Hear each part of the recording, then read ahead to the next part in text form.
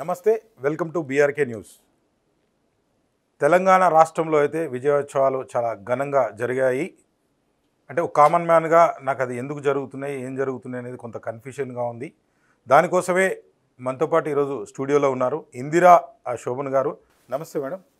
నమస్తే. సో డైరెక్ట్గా షోలోకి వెళ్దామని పెద్ద ఇంట్రో కూడా ఏమీ ఇవ్వలే, అవసరం కూడా లేదని నాకు అనిపించింది. మీ పరిచయం కూడా పెద్దగా అవసరం లేదేమో.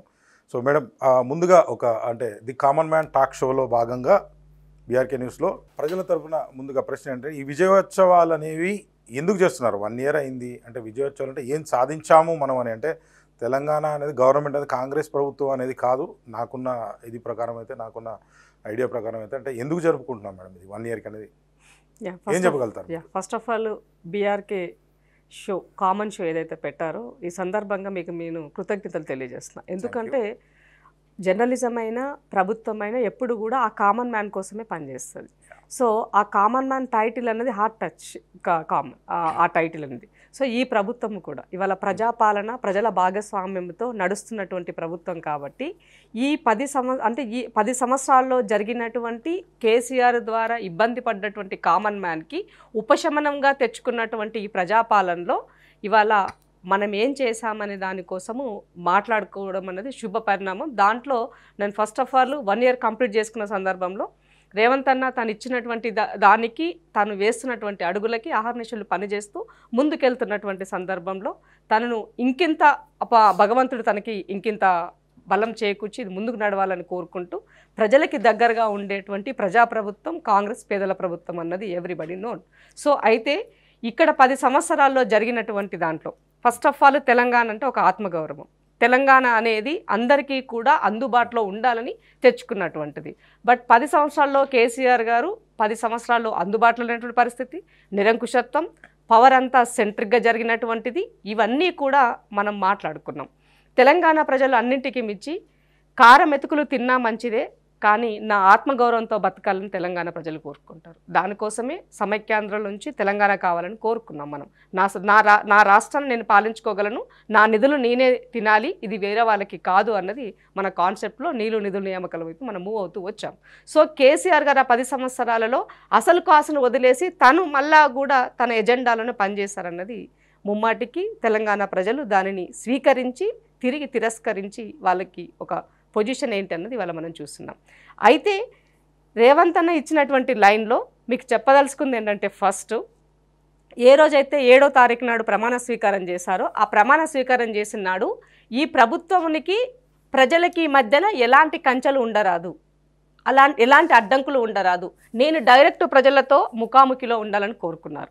కాబట్టి ఆ ప్రగతి భవన్కి ఉన్నటువంటి కంచెని తొలగించేసి స్వేచ్ఛ వాయువులు, మీరు ఈ రాష్ట్రంలో ఎప్పుడైనా ఎక్కడికైనా ఎవరితోనైనా మీరు వెళ్ళి కలవచ్చు, నేను మీతో మీ వాడిని అనేది ఫస్ట్ మెసేజ్ అక్కడ ఇచ్చారు. అక్కడ సక్సెస్, స్వేచ్ఛ, నిర్బంధం నుంచి స్వేచ్ఛ వైపుకి ఫస్ట్ సక్సెస్. రెండవది ఆత్మగౌరవం అని అంటే, నాకు కనీసము నా మాట వినడానికైనా ఎవరైనా ఉన్నారా అని అంటే 100% ఏమంటారు, గ్రామంలో ఉన్నట్టు వార్డు మెంబర్ దగ్గర నుంచి ఇవాళ ముఖ్యమంత్రి వరకు కూడా సమస్యను వినడానికి ఎక్కడికక్కడ ఇవాళ వాటిగా వినడానికి కావాల్సినటువంటి దర్బార్లు అయి ఉండొచ్చు, ఇవాళ పార్టీ ఆఫీస్కి సంబంధించినటువంటి దర్బార్ అయి ఉండొచ్చు, ముఖ్యమంత్రి గారు ముఖాముఖి అయి ఉండొచ్చు, మంత్రుల యొక్క ముఖాముఖిలు కూడా అయి ఉండొచ్చు. సో ఇది రెండవది మనం అచీవ్మెంట్గా చూడాల్సిన అవసరం ఉంది. ఇక సంక్షేమం అనేది ఎప్పుడూ కూడా కంటిన్యూటీ ప్రాసెస్. ఏ ప్రభుత్వం వచ్చినా కూడా తను కాన్స్టిట్యూషన్ పరంగా వచ్చినటువంటి వాటిని ప్రజలకు ఇవ్వాల్సినటువంటి బాధ్యత ప్రభుత్వాలది కాబట్టి దాంట్లో ఒకదాని తర్వాత ఒకటి అడుగులు వేస్తూ రేవంత్ అన్న ముందుకు వెళ్తాం. మేడం, చిన్న ఇంటరప్షన్ ఇక్కడ. నేను అన్నది విజయోత్సవాలు ఎందుకు చేస్తున్నారు, ఏం సాధించాము, ఇందాక మీరు ఏమన్నారంటే ఆత్మగౌరవంతో సంపాదించుకున్నాం తెలంగాణ, దాంట్లో ఏమాత్రం డౌట్ లేదు. అది కేసీఆర్ గారి పాత్ర ఉంది, మీ పాత్ర ఉంది, అందరి పాత్ర ఉంది, స్టూడెంట్స్ పాత్ర ఉంది, అందరి పాత్ర ఉంది, తెలంగాణ ప్రజల మొత్తం పాత్ర ఉంది, అది కాదనట్లేదు అని. కానీ ఏం సాధించామని గవర్నమెంట్ ఇది అసలు అఫీషియల్గా జరిపిందా, కాంగ్రెస్ పార్టీ జరిపిందా? కొంత కన్ఫ్యూజన్. కామన్ మ్యాన్గా నా ప్రశ్న, మీరు ఏం చెప్తారు? ఇప్పుడు కామన్ మ్యాన్ని భాగస్వామ్యం చేసడమని చెప్పాం. మేము మనం చేసినటువంటి కార్యక్రమాలన్నింటిలో కూడా ప్రభుత్వం ద్వారానే ప్రజలు అక్కడికి వచ్చి ఆ యొక్క వేడుకని వాళ్ళు చూశారు. ఇవాళ తెలంగాణ తల్లి విగ్రహాన్ని ఓపెన్ చేసినప్పుడు ఆ విగ్రహాన్ని చూడడం కోసము సచివాలయంలోకి ప్రజలంతా అక్కడ వచ్చి ఆ వేడుకను చూశారు. ఆ వేడుక సంబరం ఎందుకు జరిగింది?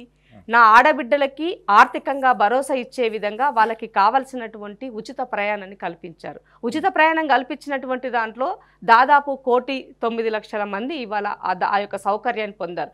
దానివల్ల ఒక మహిళ తను ఆ నెలలో మినిమం 1000 నుంచి 1,200 రూపాయలు బెనిఫిట్ పొందారు. అంటే కనీసం తన యొక్క ఆ ట్రాన్స్పోర్ట్ ఖర్చు తన ఇంట్లో దేనికి దానికి ఉపయోగపడుతుంది. ఓన్లీ ఉద్యోగం చేసేవాళ్ళే మాక్సిమం ఎప్పుడో ఒకసారి ఊర్లో వాళ్ళు ఎప్పుడో నెలకు 2 నెలలకు చిన్న ఎగ్జాంపుల్ చెప్తాను నేను గాజులు అమ్ముకున్నాము ఉంటది.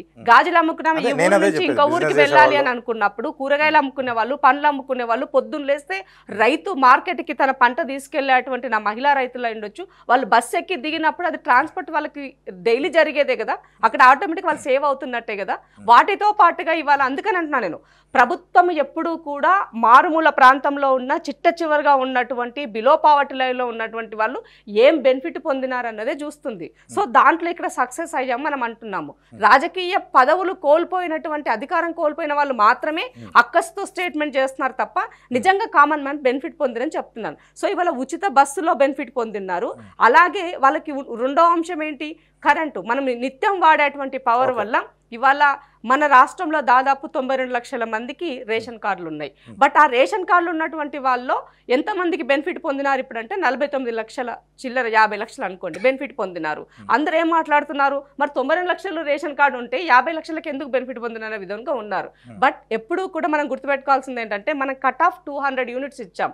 సో మనం సిస్టానికి అది దాన్ని ఇచ్చినప్పుడు ఆటోమేటిక్గా 200కి కట్ అయిపోతుంది. ఆ 200 తర్వాత నీకు ఒక యూనిట్ పెరిగినా కూడా అది మన లైన్లోకి రాదు. వైట్ రేషన్ కార్డు అయినప్పటికీ కూడా వాళ్ళు 200 యూనిట్స్ దాటినప్పుడు వాళ్ళు అందులోకి రారు కదా.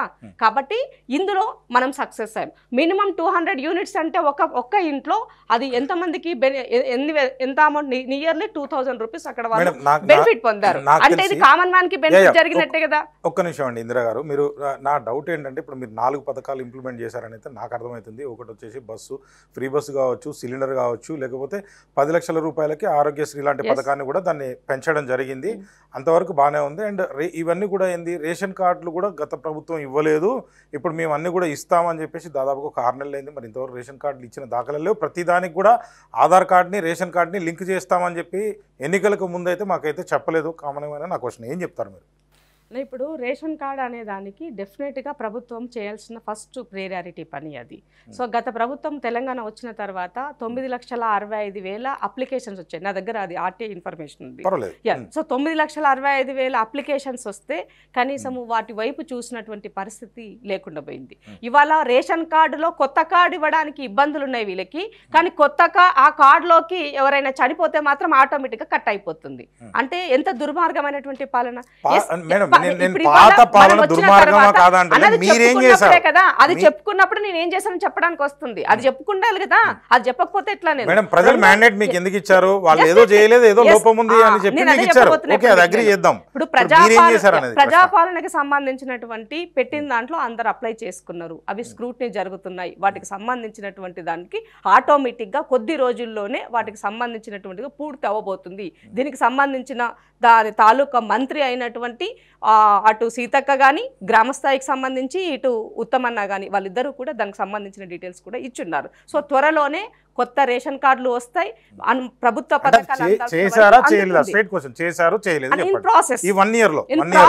ఇప్పటివరకు మనం ఒక రేషన్ కార్డు ఇవ్వలే, ఇచ్చినామని చెప్పుకోవడం లేదు, ఇవ్వలే. బట్ కానీ అది ప్రాసెస్ లో ఉంది. మనం అధికారంలోకి వచ్చి ఎన్ని రోజులు అయిందన్నా? 1 year అయింది. 1 year లో మీరు అక్కడ గుర్తుపెట్టుకోవాలా, 6 నెలలు ఈ గత ప్రభుత్వం ఏం చేసిందో, ఎక్కడ ఏముందో, ఏం చేయాలో ప్రణాళికలు చేసుకోవడానికి 3 నెలలు ఎలక్షన్లకే, పార్లమెంట్ ఎలక్షన్లకే సరిపోయింది. నాకున్న సమయం ఎంత? ఇంకా 6 నెలల సమయమే కదా. ఆ 6 నెలల్లో ఒకదానికి వెనక నాకేమో ఎక్కువ, అందరికన్నా ఎక్కువ టైం ఉండదు కదా. 24 గంటల్లో ముఖ్యమంత్రి 18 గంటలు పని చేస్తున్నారు. ఇంకా పని చేయాలనుకున్నప్పుడు తనను కూడా మనం చూడాల్సిన అవసరం ఉంది కదా. తనొక్కడే పని కాదు కదా, అధికారులు పని చేయాలి, ప్రాంప్ట్ గా ఉన్నది యాజ్ ఇట్ ఈజ్ గా ముందుకు తీసుకెళ్ళాలి. అలాంటప్పుడు కొంచెం టైం పడుతుంది. మనము పని చేయకుండా మొద్దు నిద్రపోతున్నట్టుగా నటిస్తే తప్పు. కానీ ఈ ప్రభుత్వం మెలకువతో ఉన్నది, సమస్యల్ని పరిష్కరించడానికి సిద్ధంగా ఉన్నది, మీరు చెప్తే వినడానికి కూడా సిద్ధంగా ఉన్నది. ప్రతిపక్షంలో ఉన్న వాళ్ళకి పని ఏముంది? ఇప్పుడు వాళ్ళకి అధికారం కోల్పోయారు కాబట్టి ట్విట్టర్ ద్వారా వాడుకోవాలి, వీళ్ళు ఏమంటారు మీలాంటి ఉన్నటువంటి మీడియా వాళ్ళను మాట్లాడుకోవాలి వీళ్ళ ద్వారా. కానీ ఇప్పటి వరకు వాళ్ళు ప్రజాక్షేత్రంలోకి వెళ్ళి ఇది సమస్య మీరు ఎందుకు ఇవ్వలేదని అడిగే దమ్ముందా?